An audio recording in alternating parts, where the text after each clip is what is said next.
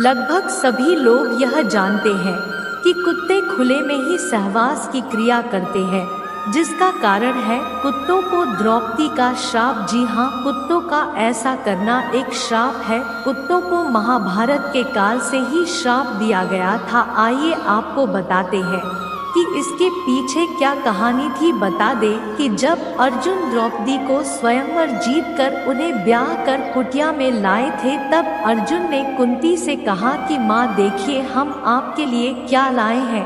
तब कुंती ने बिना देखे कह दिया कि पांचों भाई आपस में बराबर बराबर बांट लो। इसके बाद द्रौपदी पांचों पांडव से शादी करने बाद द्रौपदी अपने 5 पतियों के साथ रहने लगी थी, लेकिन वह एक समय किसी एक पांडव के साथ ही समय व्यतीत करती थी। जब द्रौपदी अपने कक्ष में किसी एक पांडव के साथ समय व्यतीत करती थी तो वह पांडव दरवाजे के सामने अपनी चरण पादुका रख देते थे। इससे दूसरे पांडव को पता चला जाता था कि कोई एक भाई द्रौपदी के साथ अपने कक्ष में है। लेकिन एक दिन ऐसी घटना हो गई कि कक्ष में द्रौपदी के साथ अर्जुन मौजूद थे। दरवाजे के पास रखे चरण पादुका को कुत्ता ढूंढते ढूंढते मुंह में उठाकर दूर जंगल में ले गया। इस दौरान जब दूसरा भाई भीम द्रौपदी के कक्ष की तरफ गए तो उन्होंने यह देखा कि दरवाजे पर कोई भी चरण पादुका नहीं है,